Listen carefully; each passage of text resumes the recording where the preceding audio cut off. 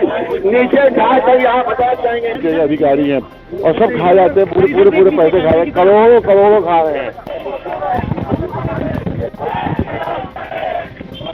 ये कहाँ जा रहे हैं पैसे, किधर जा रहे हैं पैसे,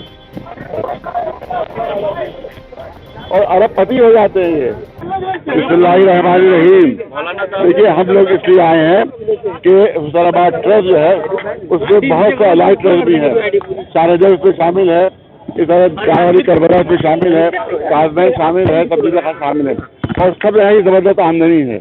लेकिन किसी आमदनी का कोई भी ये हिसाब नहीं देते डीएम साहब और एडीएम और जो नीचे के अधिकारी हैं, और सब खा जाते हैं, पूरे पैसे खा रहे हैं, करोड़ों खा रहे हैं।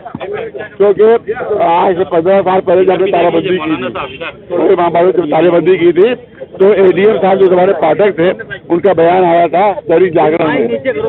दैनिक जागरण में बयान सुन लीजिए, दैनिक जागरण में बयान आया था एडीएम पाठक साहब का कि तालाबंदी से 5 लाख रुपए रोज का नुकसान हो रहा है। ये 15 साल पहले की बात है। अब हिसाब लगाइए कि 15 अगर वही जोड़ दिया जाए तो 18 करोड़ सालाना की आमदनी। ये कहाँ जा रहे हैं पैसे, किधर जा रहे हैं पैसे, ये सब अफसराना आपस में खा पी रहे हैं और अरबपति हो जाते हैं ये।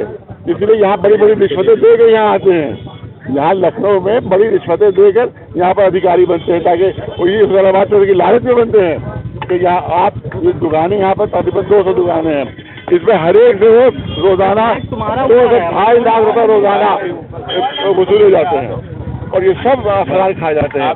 तो इसीलिए हमने यहाँ प्रोटेस्ट किया है। और ये जमीन जो दी है इन्होंने, पहले पुल को दी जमीन, अब सड़क को दी, तो ये डीएम साहब जो है ओनर नहीं है कि तो जमीन दे दें, ये केयरटेकर है, इनको राइट नहीं है, अधिकार नहीं है जमीन देने का। और के बाद इतने दयालु हैं कि कहते हैं हम कंपनसेशन भी नहीं लेंगे। अभी तो आप बाप कमा रहे, कंपनसेशन नहीं लोगे, तो अब्बा कमा रहे, दादा का। मौलाना साहब अगला कदम क्या होगा? देखिए, हम ये ना समझे कि आज के बाद तो समझे कि जुमे के बाद अगला जुमा आएगा, तो हम तो आज हमारी अंजुमनों की मीटिंग है, उसमें हम तय करेंगे कि अगर ये काम नहीं रोका गया तो हर रोज एक अंजुमन यहाँ पर। आज एडीएम साहब आए थे, आज घर पर आए थे, जो अधिकार नहीं आते एडीएम आए थे। हमने उससे कहा ये बताइए आपने किस अधिकार से जमीन दी है, ये बहुत अच्छा काम है। चलो साहब बहुत अच्छा, हमने कहा अनाथालय बनना भी अच्छा काम है, डीएम साहब की कोठी अनाथालय दे दें, अनाथालय के लिए डीएम साहब की कोठी दे देंगे, बुरा है काम, नहीं दे सकते क्योंकि उनको अथॉरिटी नहीं है। तो ये जमीन देने की भी अथॉरिटी उनको नहीं है। नकली बने हुए, जाली बने हुए हैं, जो ट्रस्ट में कमेटी है, इनकी कमेटी नहीं बनाई पूरी, अकेले बने हुए हैं, अकेले बने ये बिल्कुल नकली है, ये धोखाधड़ी है, और सिर्फ बेईमानियों के लिए। तो नया डीएम आता है तो बड़ी ईमानदारी के नारे बदल करता है, लेकिन अब मुफ्त का करोड़ों का माल देखता है तो वो भी बेईमान हो जाता है। घंटाघर के पास जो टुंडे बनी उसको लेकर भी आपत्ति है। तो यही पैसे ले लेके बना रहे हैं, ये सब अधिकारी पैसे ले लेके सब बना रहे हैं। आप किसी को एक छत बनाने नहीं देते वहाँ पर। अच्छा।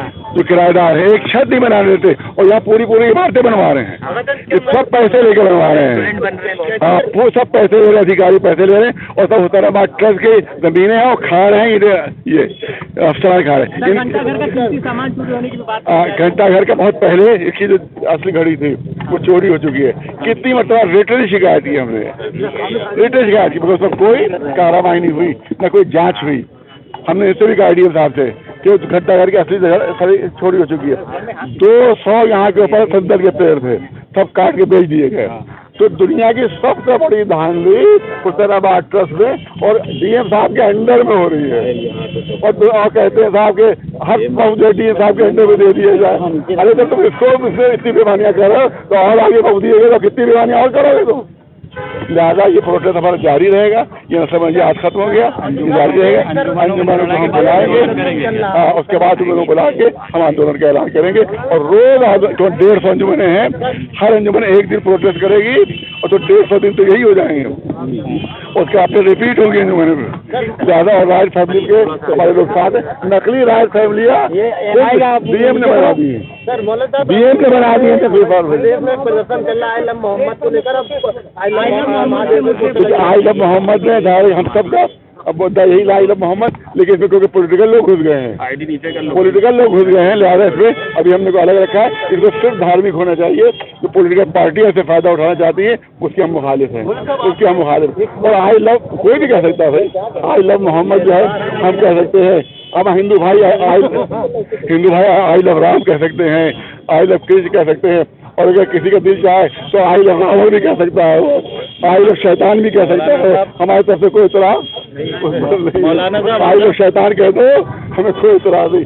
हमें हक है आई लव मोहम्मद कहने का, और इसके मतलब सियासी मामला नहीं होने देंगे, सियासी पार्टियों के लिए फायदा नहीं उठाएंगे। बाहर आगे आजम खान साहब आगे बहुत अच्छे देखिए तो आगे ही था उनको, क्योंकि उसकी मुर्गी चोरी का इल्जाम था, जो बड़े बड़े वक्त उनके चुराए उस पर मुकदमा ही नहीं चला। उन्होंने मर्डर किया यहाँ पर, जो मर्डर किया है वो एक जुमे के दिन एक रोजेदार का, उस पर कोई मुकदमा नहीं।